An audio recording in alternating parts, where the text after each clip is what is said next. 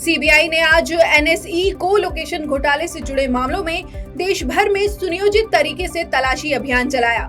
इस अभियान में देश के कई शहरों में ब्रोकर्स के ठिकानों पर छापेमारी की गई है। सीबीआई के अधिकारियों के अनुसार इस कार्रवाई में सीबीआई ने मुंबई, गांधीनगर, दिल्ली, नोएडा, गुरुग्राम और कोलकाता में ब्रोकर से जुड़े 12 ठिकानों को कवर किया है।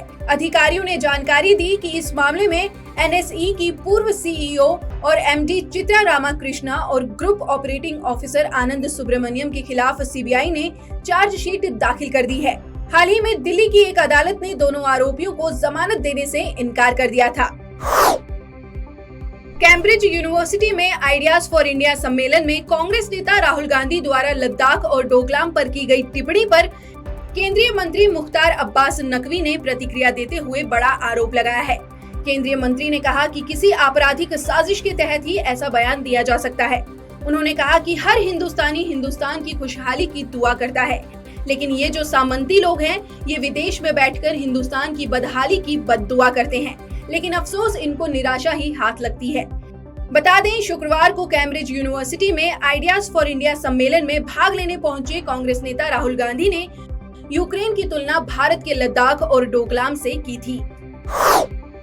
महाराष्ट्र की स्पेशल कोर्ट ने मंत्री नवाब मलिक के खिलाफ प्रवर्तन निदेशालय के आरोप पत्र पर संज्ञान लिया है। कोर्ट ने कहा कि प्रथम दृष्टया से ऐसा प्रतीत होता है कि नवाब मलिक कुर्ला में गोवा वाला कंपाउंड हड़पने में सीधे तौर पर शामिल हैं। विशेष न्यायाधीश राहुल एन रोकाडे ने कहा कि आरोपी नवाब मलिक ने डी कंपनी की सदस्य हसीना पारकर, सलीम पटेल और सरदार खान के साथ मुनीरा पलम्बर से संबंधित प्रॉपर्टी हड़पने के लिए आपराधिक साजिश रची और अन्य आरोपियों की मिलीभगत से ये प्रॉपर्टी हड़प ली। बता दें, मंत्री नवाब मलिक दाऊद इब्राहिम मनी लॉन्ड्रिंग मामले में जेल में बंद हैं।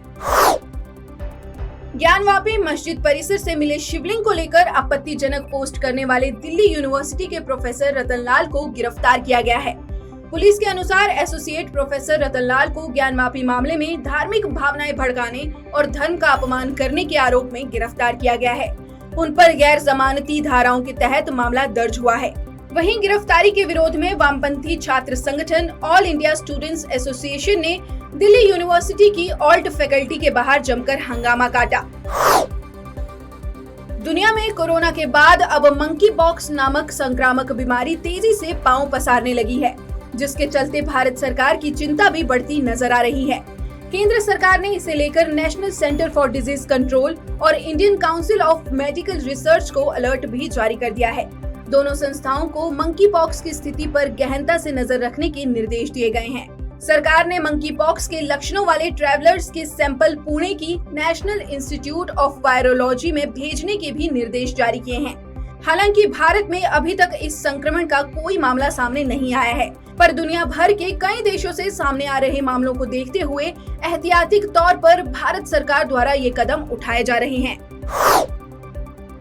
भारतीय तटरक्षक जहाजों को बड़ी कामयाबी मिली है। जहाजों ने लक्षद्वीप के तट से ड्रग्स की बड़ी खेप बरामद की है। जानकारी के अनुसार बीती रात तटरक्षक जहाजों ने प्रिंस और लिटिल जीसस नाम की 2 नावों से लगभग 1520 करोड़ रुपए से अधिक के ड्रग्स बरामद किए हैं। इस पूरी कार्रवाई को ऑपरेशन खोजबीन के तहत अंजाम दिया गया है। बता दें, भारतीय तटरक्षक जहाजों ने राजस्व खुफिया निदेशालय के साथ संयुक्त रूप से इस ऑपरेशन को लॉन्च किया है। केंद्र की मोदी सरकार अंतर्राज्यीय परिषद की स्थायी समिति का पुनर्गठन करने जा रही है। केंद्र सरकार ने इसके लिए केंद्रीय गृह मंत्री अमित शाह की अध्यक्षता में 13 सदस्यों वाली अंतर्राज्यीय परिषद की स्थायी समिति की एक नई रचना की घोषणा की है। बता दें कि परिषद के विचाराधीन मामलों पर लगातार परामर्श करने और कार्रवाई करने के लिए अंतर्राज्यीय परिषद की स्थायी समिति का गठन किया गया है। इससे पहले भी स्थायी समिति में केंद्रीय गृह मंत्री ही अध्यक्ष थे और सदस्यों के रूप में कैबिनेट के 5 केंद्रीय मंत्री और अंतर्राज्यीय परिषद के अध्यक्ष द्वारा नामित 9 राज्यों के मुख्यमंत्री थे।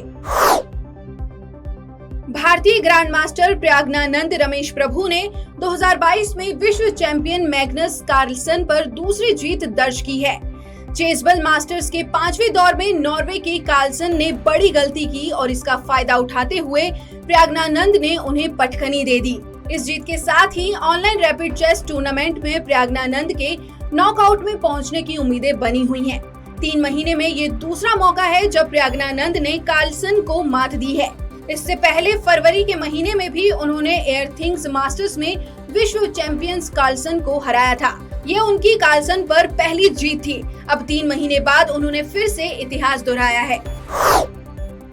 रूस यूक्रेन युद्ध के बीच यूक्रेन को विदेशों से बड़ी आर्थिक सहायता मिल रही है। उसे यूरोपीय संघ से 63.4 करोड़ डॉलर का आर्थिक अनुदान मिला है। ये अनुदान की दूसरी किस्त है। ये अनुदान ईयू के आपात वित्तीय सहायता कार्यक्रम के तहत यूक्रेन को दिया जा रहा है। बता दें कि ईयू ने गत फरवरी में आपात वित्तीय सहायता के रूप में यूक्रेन को 1.2 अरब यूरो का अनुदान देने का निर्णय लिया था। इससे पहले G7 समूह के देशों ने यूक्रेन को 19.8 अरब डॉलर की सहायता देने की घोषणा की थी। शुक्रवार को जर्मनी के वित्त मंत्री क्रिश्चियन लिंडर ने इसकी जानकारी देते हुए संवाददाताओं को बताया था कि कुल धन का 9.5 अरब डॉलर इस हफ्ते G7 के वित्त मंत्रियों की बैठक में जुटाया गया है। रूस ने शुक्रवार को मरियुपोल पर कब्जा करने का दावा किया, जो युद्ध में उसकी अब तक की सबसे बड़ी जीत हो सकती है। करीब 3 महीने तक रूसी सैनिकों की घेराबंदी में रहा ये बंदरगाह शहर अब मलबे के ढेर में तब्दील हो चुका है। यहाँ लगभग 20,000 से अधिक नागरिकों के मारे जाने की भी आशंका है। रूस के रक्षा मंत्री सरगई शोइगु ने राष्ट्रपति व्लादिमीर पुतिन को मरियुपोल में अजोवस्तल इस्पात संयंत्र पर पूरे शहर की पूरी तरह मुक्ति की जानकारी दी। ये इस्पात संयंत्र यूक्रेनी प्रतिरोध का प्रतीक बन गया था। हालांकि अभी यूक्रेन की ओर से इसकी कोई पुष्टि नहीं की गई है।